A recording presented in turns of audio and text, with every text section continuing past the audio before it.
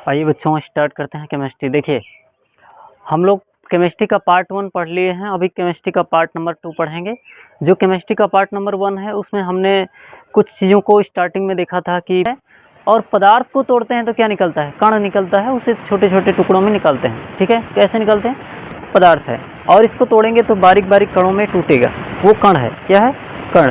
तो पदार्थ छोटे छोटे कणों के रूप में निकलता है, पदार्थ छोटे छोटे कणों के रूप में होता है। उस कणों को तोड़ेंगे, जैसे इसमें से एक छोटा सा कोई कण निकल गया, अगर आपने इसको तोड़ा और एक कोई छोटा सा कण निकला इसमें से एकदम बारीक कण, उसमें से सुई के नोक से एक उठाइए और एक कण उठाना है और उसको तोड़ेंगे तो क्या निकलेगा? अणु। क्या निकलेगा? अणु।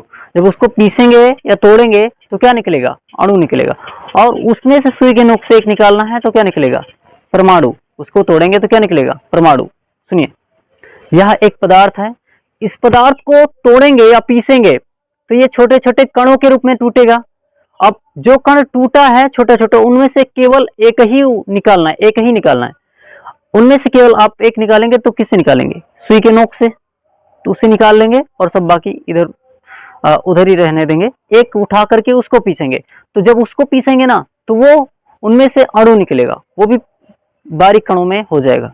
और उनमें से एक निकालना है, फिर उसे तोड़ेंगे तो क्या निकलेगा? परमाणु। देखिए, इसको पीसेंगे तब भी बहुत छोटा हो जाता है और फिर अणु बनेगा तो और छोटा हो जाएगा।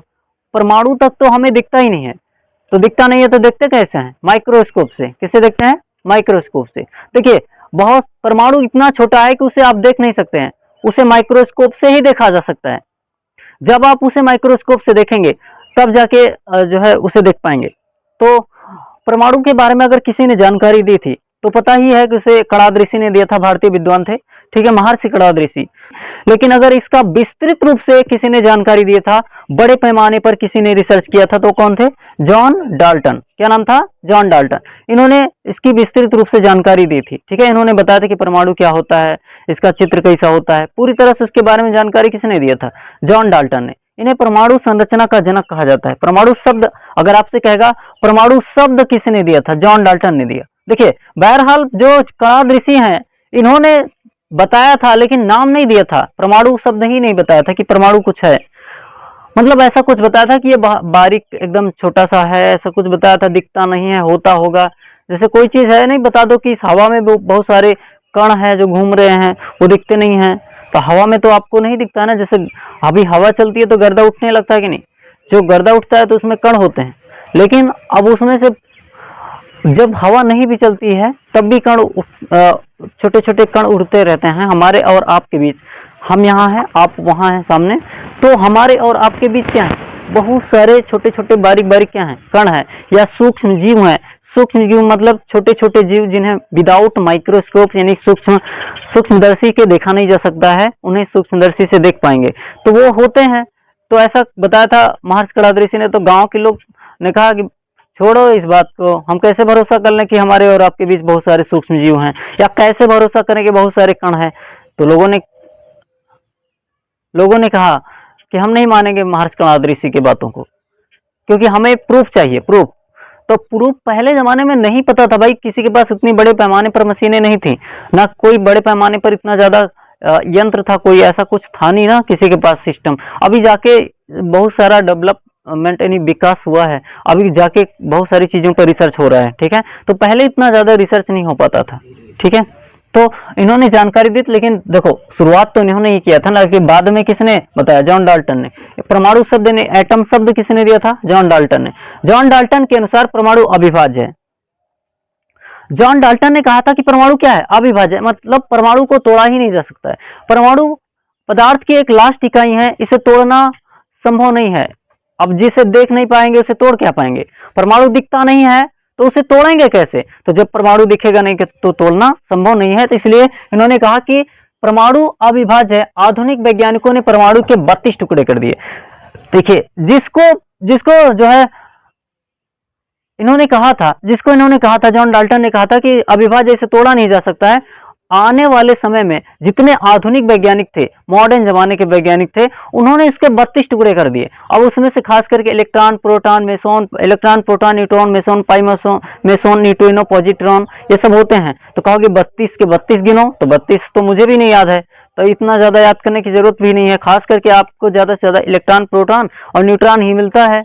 ज़्यादातर विशेषता किसकी होती है? इलेक्ट्रॉन, प्रोटॉन और न्यूट्रॉन। किसी भी पदार्थ में इलेक्ट्रॉन, प्रोटॉन और न्यूट्रॉन तो होता ही है, बाकी और उसके साथ जो होंगे वो तो ठीक ही है, मतलब वो तो रहते ही है। ठीक है, तो यहाँ पर देखिए इसके 32 टुकड़े कर दिए। जैसे इलेक्ट्रॉन मैंने लिखा भी है, electron, proton, neutron, meson, pi meson, neutrino, positron इत्यादि। ये सारी चीजें क्या हैं? ये सारी चीजें 32 टुकड़े हैं। किसके? परमाणु के। ये परमाणु दिखता नहीं है, लेकिन टुकड़े कितने हो गए? 32। जो दिखता नहीं है उसके कितने टुकड़े? 32 टुकड़े। तो जो वैज्ञानिक ने रिसर्च करके इसके 32 टुकड़े किए या उसको तोड़ के परमाणु को तोड़े, तो उन लोगों ने कहा कि जॉन डाल्टन की बात गलत है। इन्होंने गलत बात बोला था कि इसे तो अविभाज्य है। इन्होंने कहा था कि अविभाज्य है, परमाणु अविभाज्य, इसे तोड़ा नहीं जा सकता है।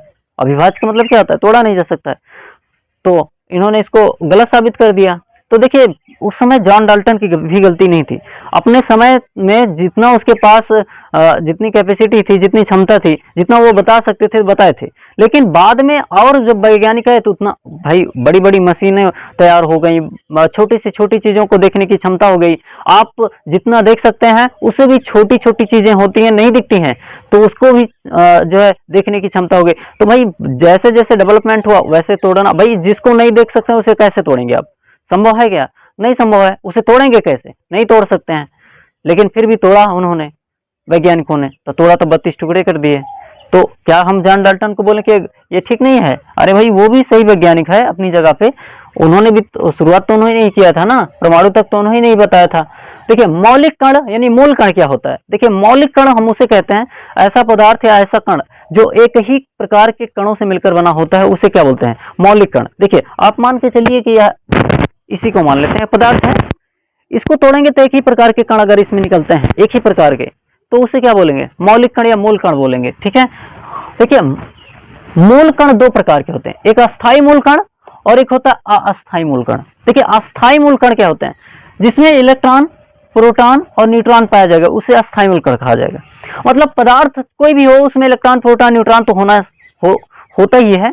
तो यहाँ पर देखिए ये एक पदार्थ है, इसमें इलेक्ट्रॉन, प्रोटॉन, न्यूट्रॉन होगा, अर्थात इसमें इलेक्ट्रॉन भी होगा, प्रोटॉन भी होगा, न्यूट्रॉन भी होगा। अब बच्चे ये समझते हैं कि भाई इसमें का ये क्या है इलेक्ट्रॉन, प्रोटॉन, न्यूट्रॉन। इसको तोड़ने के बाद, बारीक से बारीक कण बनाने के बाद इसमें बहुत छोटा छोटा कण निकलेगा, वो टूटा हुआ पार्ट रहेगा इसमें का, वो इलेक्ट्रॉन, प्रोटॉन, न्यूट्रॉन होता है बस। और क्या है इसमें? कौन सा? बच्चे लोग इसको सुनने के बाद उनका दिमाग खराब जाता है, इलेक्ट्रॉन क्या है, प्रोटॉन क्या है, न्यूट्रॉन क्या है? अरे भाई ये कुछ नहीं है, बस छोटा छोटा इसमें से कण है। क्योंकि जो हम तोड़ के देखते हैं वो नहीं है, उसको भी तोड़ना है। जो जब तक तोड़ना है, जब तक वो टूटते टूटते दिखना बंद कर दे, और उसके बाद भी तोड़ना है तो ये सारे कण निकलने लगेंगे। ठीक है, अब ये संभव नहीं होता है इसको देखना, लेकिन फिर भी वैज्ञानिकों ने देख करके तोड़ा। अस्थाई मूल कण किसे कहते हैं? तो जिसमें इलेक्ट्रॉन, प्रोटॉन, न्यूट्रॉन को छोड़कर और सभी भरे रहते हैं, मेसोन, पॉजिट्रॉन, न्यूट्रॉन, उसे क्या कहते हैं? उसे अस्थाई मूल कण कहते हैं। क्या बोलते हैं? अस्थाई मूल कण कहते हैं। तो जिसमें इलेक्ट्रॉन, प्रोटॉन, न्यूट्रॉन रहेगा उसे अस्थाई मूल कण, और जिसमें नहीं रहेगा, ये सारी चीजें मेसोन, पाई मेसोन, न्यूट्रॉन रहेंगे, वो सब अस्थाई मूल कण हो जाएगा। ठीक है, अभी देखते हैं परमाणु का चित्र। देखिए बच्चों, ये परमाणु ऐसा दिखता है। बहरहाल इस तरह से ये होता बाद में जूम करके देखा गया ना, तभी तो पता चला। अब मान के चलिए मैंने यहाँ पर एक पॉइंट रख दिया, ये पॉइंट को परमाणु समझिए। अब ये परमाणु का आप परमाणु का पॉइंट समझिए, इस तरह दिख रहा है। बहरहाल परमाणु दिखता नहीं है, लेकिन फिर भी हम इसको बता रहे हैं कि यहाँ पर मैंने एक पॉइंट रखा। अब इसको जब आप इसको ऐसे ऐसे खींचेंगे, इसको देखा गया ना, ध्यान से देखा, या माइक्रोस्कोप से वैज्ञानिकों ने देखा तो देखा कि ये जो इस तरह से दिख रहा है, ये इस तरह से है। मतलब कहने का अर्थ है कि इसमें ऐसे जो है कक्षाएं हैं, ऑर्बिट हैं, ऐसे 1 कक्षा, 2 कक्षा, 3 कक्षा, 4 कक्षा, ऐसे कक्षाएं हैं, और उसके बीचों बीच में ऐसे इस तरह से नाभिक है उसका। तो वैज्ञानिकों ने इसका रिसर्च किया ना भाई, तो तभी तो मतलब इतना छोटा पॉइंट है, इसको ही देख करके इसको जब माइक्रोस्कोप से देखा गया, बड़ी बड़ी मशीनों से देखा गया, तब इसको परमाणु का चित्र इस तरह से देखा गया कि भाई इस तरह से होता है, इसमें लेयर्स होती है। तब जाके लोगों ने कहा कि अरे भाई मतलब इस तरह से परमाणु होता है क्या? जो दिखता नहीं है उसका फोटो ऐसा है, समझे कि नहीं? परमाणु दिखता नहीं है लेकिन उसका फोटो ऐसा है। तो अगर आपसे पूछेगा परमाणु का आकार कैसा होता है? गोलाकार होता है। आकार कैसा है? गोल ही तो है, तो गोलाकार नहीं होगा? गोलाकार। बाहरी कक्षा में कौन चक्कर लगाता है? इलेक्ट्रॉन। बाहरी कक्षा में कौन चक्कर लगाता है? इलेक्ट्रॉन। इसमें ये सब बाहरी कक्षाएं, इलेक्ट्रॉन चक्कर लगाता है। ई का मतलब क्या होता है? इलेक्ट्रॉन। सुनिए, एक बात तो ये हो गया कि भाई बाहरी कक्षा में इलेक्ट्रॉन चक्कर लगाता है, ये बात हम मानते हैं, इसमें कोई दो राय नहीं है। अच्छा यही दिक्कत है। अभी कोरोना काल में आपने देखा था कि जब हम किसी से हाथ मिलाते तो हाथ नहीं मिलाता था, क्योंकि हाथ मिलाते समय मेरा इलेक्ट्रॉन उसके शरीर उसके हाथ में चला जाता था। इलेक्ट्रॉन ही टूटता है। आप किसी को मार रहे हैं ना, जब मारेंगे तो उसका गला वाला दबाएंगे, गला दबाएंगे तो आपके हाथ के फिंगरप्रिंट उस पर छिप जाते हैं। क्यों? क्योंकि आपके हाथ के इलेक्ट्रॉन टूट के कहाँ चले जाते हैं? उसके गले पे। अब वही फिंगरप्रिंट बना लेता, पूरा बन जाता है कि नहीं? आप अंगूठा लगाए हैं कभी? हैं? तो अंगूठा लगाते तो आपका फिंगरप्रिंट बनता है कि नहीं? वैसा ही जितना इलेक्ट्रॉन है टूट के कहाँ चला जाता है? दूसरे सामान में। हम किसी चीज को टच करेंगे तो मेरा हाथ का इलेक्ट्रॉन कहाँ चला जाएगा? यहाँ देखो, यहाँ देखो, यहाँ देखो, जल्दी देखो। बाहरी कक्षा में क्या होता है? इलेक्ट्रॉन चक्कर लगाता है, तभी तो हाथ में फिंगरप्रिंट होते हैं, वो इलेक्ट्रॉन ही टूट जाते हैं बाहर, है ना? तो कोरोना काल में किसी को टच करते तो डोंट टच, भाग लेता था, तो कोई किसी से मिलता ही नहीं था, दूर से ही नमस्कार, है ना, आदाब, कैसे हो, बहुत उससे मतलब पूरा अपना दूर से ही टाटा कर देता था, हाय बाय टाटा, है ना, उसको बता देता था ना आना नहीं है पास, दूर से ही। तो क्यों जा हाथ मिलो भैया, तो दूर हो जाता था ना, कैसी दोस्ती, भाड़ में जाओ, तुमसे दोस्ती नहीं करेंगे, ऐसा होता है कि नहीं? तो कोरोना काल में तभी इलेक्ट्रॉन ही टूटता है किसी भी पदार्थ को। ऐसे जैसे ये वाला पदार्थ को ऐसे रगड़ेंगे तो इसमें क्या इलेक्ट्रॉन टूट के यहाँ चला आएगा, है ना? ये तो रीजन है कि जब आप कंघी को यूज करते हैं, कंघी को ऐसे रगड़ते हैं बाल पे, और जब रगड़ते हैं तो क्या होता है? उसका इलेक्ट्रॉन कहाँ चला जाता है? कंघी पे। या फिर ये इसका इलेक्ट्रॉन बाल का कहाँ चला जाता है? कंघी पे। वहां का इलेक्ट्रॉन इस पे आ जाता है, तभी तो उसको कागज के पास ले जाते हैं, तो वो अपना इलेक्ट्रॉन उससे मांगता है, कागज से कहता है मेरा इलेक्ट्रॉन दे, तुम ही तो मेरा इलेक्ट्रॉन लिया है। तो कागज कहता है ना, हम तोरे लगे कब आवे नहीं रहते तो इलेक्ट्रॉन कैसे चुरा के ले जाओ, ऐसे बोलता है ना, तुम्हारे पास कभी नहीं आए थे तो इलेक्ट्रॉन कैसे चुरा के ले जाएंगे, ऐसे बोलता है ना कि भाई तुम्हारा इलेक्ट्रॉन का है चुरा के ले जाएंगे। कहता नहीं तुम ही चुराए, कहता तो ले चलो ना, फिर कहता चलो, उसको चिपका लेता है ना आपस में। तो देखिए बाहरी का परमाणु के केंद्र को क्या कहा जाता है? नाभिक। ये जो बीचों बीच में भाग है भैया, इसे क्या बोलते हैं? नाभिक। क्या बोलते हैं? परमाणु के केंद्र को क्या बोलते हैं? नाभिक। ये ठोस होता है, ये पॉजिटिव होता है। पीछे वाला भाग क्या है? नाभिक है। क्या है? नाभिक। ये पॉजिटिव होता है। क्या होता है? पॉजिटिव। पॉजिटिव होता है। परमाणु के केंद्र को नाभिक कहा जाता है। नाभिक पॉजिटिव होता है। परमाणु का कुल द्रव्यमान नाभिक पर होता है। इस परमाणु को उठाएंगे तो किस पे निर्भर करेगा? नाभिक पे। कहोगे देखो परमाणु को ना समझ के इसको परमाणु समझ के चलो, और जब इसको ऐसे रखेंगे ना तो तभी बैलेंस करेगा जब इसका नाभिक आएगा। जब नाभिक इस पे बीचों बीच को ही सेंटर पॉइंट को ही क्या कहा जाएगा? मान के चलिए नाभिक है इसका, अभी बैलेंस कर गया कि नहीं कर गया? कोई भी चीज ऐसे कुछ लोग तो होते हैं जो सर्कस वर्कस दिखाते तो ऐसे बैलेंस करके उसको दिखा देते हैं ना, नाभिक पे बैलेंस कर जाते हैं। अभी हम ही लोग तैर वैर रहते हैं तो बैलेंस नहीं गड़बड़ होना चाहिए। तभी तो देखो जब तैरते हैं हम लोग, जब कभी तैरते हैं तो देखो बैलेंस करते हैं ना, अब बैलेंस गड़बड़ा जाए तो डूब जाओगे, इसलिए तो बैलेंस करके हाथ पैर से मारते हैं, पानी को बैलेंस करते हैं, बराबर करते हैं, जितना पानी होता है हाथ ऐसे हाथ से घुमाते फिराते रहते हैं ना, तो हम लोग बैलेंस करते रहते हैं। क्या करते हैं? बैलेंस करते हैं, ठीक है ना। तो नाभिक होता है, ठोस होता है, पॉजिटिव होता है। देखो कह रहे हैं परमाणु का केंद्र क्या कहलाता है? नाभिक। नाभिक पॉजिटिव होता है। नाभिक कैसा होता है? पॉजिटिव होता है। अभी बाद में जब परमाणु मॉडल पढ़ेंगे तो वहां बताएंगे। परमाणु का कुल द्रव्यमान किस पर निर्भर करता है? नाभिक पर। नाभिक की खोज किसने किया था? रदरफोर्ड, ठीक है। किसने किया था? इसकी खोज किसने किया था? परमाणु का खोज किसने किया था? John Dalton. किसने किया था? John Dalton. लेकिन परमाणु नाभिक की खोज किसने किया था? तो नाभिक की खोज रदरफोर्ड ने किया था। देखिए नाभिक में बाद में देखा गया कि इसके बीचों बीच में होता क्या, जब बाहर इलेक्ट्रॉन है तो बीच में क्या होता है? न्यूट्रॉन और प्रोटॉन। क्या होता है भैया? न्यूट्रॉन और प्रोटॉन। देखो न्यूट्रॉन को N से दिखाएंगे और प्रोटॉन को किससे दिखाएंगे? P से। तो इसके नाभिक में क्या होता है? न्यूट्रॉन और प्रोटॉन होता है। क्या होता है? न्यूट्रॉन और प्रोटॉन। इसलिए इसे क्या बोलते हैं? न्यूक्लियन। न्यूट्रॉन और प्रोटॉन। N का मतलब क्या होता है? न्यूट्रॉन। N का मतलब क्या होता है? न्यूट्रॉन। और P का मतलब क्या होता है बच्चों? प्रोटॉन। क्या होता है? तो आपसे कहेगा न्यूक्लियन किसे कहते हैं? तो न्यूक्लियन परमाणु के नाभिक में उपस्थित होते हैं न्यूट्रॉन और प्रोटॉन, उन्हीं को न्यूक्लियन कहेंगे। क्या इलेक्ट्रॉन न्यूक्लियन है? बोलो, इलेक्ट्रॉन न्यूक्लियन है? बोलो, क्यों नहीं है? नहीं है। नाभिक में जो रहेगा वही न्यूक्लियन होगा। मैंने बोला नहीं न्यूक्लियन कहाँ? नाभिक में जो उपस्थित होगा उसी को क्या बोलेंगे? न्यूक्लियन। और जो बाहर है वो क्या है? न्यूक्लियन नहीं है, वो न्यूक्लियन नहीं है। तो इलेक्ट्रॉन न्यूक्लियन है? इलेक्ट्रॉन न्यूक्लियन नहीं है। देखिए बच्चों यहाँ देखिए, ये परमाणु है, यहाँ देखिए यह क्या है? परमाणु।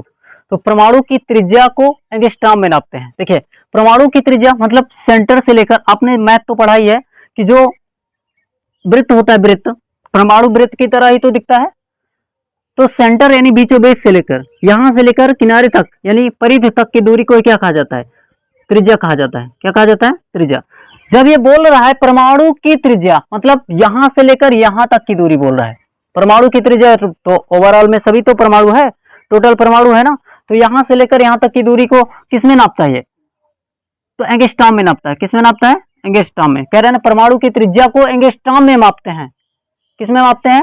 एंगस्ट्रॉम में मापते हैं। ठीक है, एक एंगस्ट्रॉम की वैल्यू कितनी होती है? 10 की पावर माइनस 10 मीटर। ठीक है, एक एंगस्ट्रॉम की वैल्यू कितनी होती है? 10 की पावर माइनस 10 मीटर। तो आपसे पूछ लेगा कि एक एंगस्ट्रॉम की वैल्यू कितनी होती है, तो परमाणु की त्रिज्या यानी सेंटर से बीचों बीच से लेकर एकदम किनारे तक की दूरी को एंगस्ट्रॉम में नापते हैं। परमाणु की त्रिज्या को किसमें नापते हैं? एंगस्ट्रॉम में। ठीक है, उसके बाद नाभिक की त्रिज्या को किसमें नापते हैं? फर्मी में। तो नाभिक की त्रिज्या ये बीचों बीच में इतना ही तो नाभिक है, ये वाला जो छोटा वाला पार्ट है। तो यहाँ देखिए, यहां से सेंटर से लेकर यहां तक की त्रिज्या, मतलब यहां तक की त्रिज्या, ये वाली त्रिज्या को क्या किसमें नापते हैं? फर्मी में। किसमें नापते हैं? फर्मी में नापते हैं। तो एक फर्मी की वैल्यू कितनी होती है? 10 की पावर माइनस 5 मीटर। कितना होता है? 10 की पावर माइनस 5 मीटर। तो कहोगे पावर माइनस में क्यों है? देखो भाई, ये परमाणु जो दिख रहा है ना, ये परमाणु आपको हमने बता दिया कि ये दिखता ही नहीं है, समझे कि नहीं। और जो चीज दिखता नहीं है उसकी लंबाई किसमें रहेगी? माइनस में। किसमें रहेगी? माइनस में। तो अगर आपसे माइनस कह रहा है तो ठीक है भाई, परमाणु की त्रिज्या को किसमें नापते हैं? एंगस्ट्रॉम में। और नाभिक की त्रिज्या को फर्मी में। ठीक है, परमाणु की जो त्रिज्या होती है, जो ये परमाणु की त्रिज्या मतलब यहां से यहां तक, फिर कह रहा है नाभिक की त्रिज्या, यहां देखिए परमाणु की त्रिज्या यह है और नाभिक की त्रिज्या यह है। परमाणु की त्रिज्या जो है इसका वैल्यू कितना होता है, इसे किसमें नापते हैं? एंगस्ट्रॉम में। और नाभिक की त्रिज्या जो ये वाली है, क्योंकि यहां से लेकर यहां तक क्या है? परमाणु है। तो नाभिक की त्रिज्या ये छोटा वाला पार्ट, इसकी लंबाई कितनी है? इसकी लंबाई है, इसको किसमें नापते हैं? फर्मी में। 10 की पावर माइनस 5 मीटर एक फर्मी का वैल्यू होता है। ठीक है, अब सुनिए, परमाणु की त्रिज्या मतलब यहां से लेकर यहां तक, और नाभिक की त्रिज्या मतलब यहां से लेकर यहां तक। ठीक है, तो कह रहा है कि जो परमाणु की त्रिज्या वो नाभिक की त्रिज्या से बड़ा है कि नहीं है? है, क्योंकि भाई यहां से लेकर यहां तक और ये वाले से बड़ा है। तो परमाणु की त्रिज्या नाभिक की त्रिज्या से कितना बड़ी होती है? 1 लाख गुना बड़ी होती है। कितना बड़ी होती है? 1 लाख गुना। तो परमाणु की त्रिज्या नाभिक की त्रिज्या से, परमाणु की त्रिज्या नाभिक की त्रिज्या से कितना बड़ी होती है? 1 लाख गुना अधिक होती है। मतलब 10 की पावर 5, 10 की पावर 5 का मतलब वैसे भी 1 लाख होता है। 10 की पावर 5 का मतलब 10 कितना हो गया? एक आगे 5 जीरो। ठीक है, तो इस तरह से हो गया। ठीक है, तो परमाणु की त्रिज्या हो गया। अब देखते हैं, एक थ्योरी है परमाणु मॉडल। परमाणु मॉडल मतलब परमाणु का मॉडल जब तैयार किया गया तो सभी वैज्ञानिकों ने अपना अपना मत दिया। तो खास करके हम जिसके बारे में पढ़ रहे हैं वो है जे थॉमसन। कौन है? J Thomson. देखिए, जे थॉमसन ने अपना मत दिया परमाणु मॉडल का, उनका अलग है। रदरफोर्ड ने अपना अलग मत दिया। तो सभी वैज्ञानिकों का अलग अलग मत होता है। तो देखो, ये जो जे थॉमसन थे, परमाणु मॉडल दिए थे। मॉडल मतलब परमाणु का चित्र, इसके बारे में बताया था इन्होंने। तो अपना उन्होंने मत दिया। उन्होंने क्या किया? गए खेत चले गए और खेत से क्या ले आए? वो जो है तरबूज ले आए। क्या ले आए? तरबूज। कहाँ लेके गए? लैब में, सभी साइंटिस्टों के सामने। कह रहे हैं देखो देखो, हम जो है इसको क्या मान रहे हैं? इसको मान के चल रहे हैं कि यह एक परमाणु है, क्योंकि परमाणु कैसा दिखता है? गोल ही तो दिखता है। यह एक क्या है? परमाणु है। किसने बोला? जे थॉमसन ने। और उसको फोड़ा और कहा इसमें काला काला बियां है, और ये जो काला काला बीज है, इसका बियां है, वो इलेक्ट्रॉन है। वो क्या है? इलेक्ट्रॉन। देखो, तरबूज में जो बिये हैं उसके, जो इधर उधर पड़े हैं, वो इलेक्ट्रॉन है। कह रहे देखो ये अलग अलग है। और जो उसका लाल वाला भाग है, रेड पार्ट है, उसे उसने क्या बोला? उसे कहा कि ये तो प्रोटॉन है। क्या है? प्रोटॉन। देखो, यह मॉडल किसने दिया? जे थॉमसन ने। परमाणु को तरबूज माना। क्या माना? तरबूज। परमाणु को उसने तरबूज मान लिया और कहा कि तरबूज का रेड पार्ट प्रोटॉन होता है। जो लाल भाग होता है, गूझा, जिसको आप खाते हैं, है ना, खरीद के लाते हैं, खाते हैं कि नहीं, वो क्या है? वो प्रोटॉन है। और कह रहा है कि जो ब्लैक ब्लैक कलर के ये कह रहा है जो ब्लैक ब्लैक पॉइंट है, मतलब जो बियां है इसका, तरबूज का, वो क्या है? इलेक्ट्रॉन है। तो क्या इसकी बात सही हो जाएगी क्या? इसको बहुत ज्यादा वैल्यू नहीं दिया गया, समझे कि नहीं। आप तरबूज लाके कहते नहीं भैंस चराता था तो कितना दिमाग होगा? वही दिमाग है ना। तो इसका भी वही दिमाग है।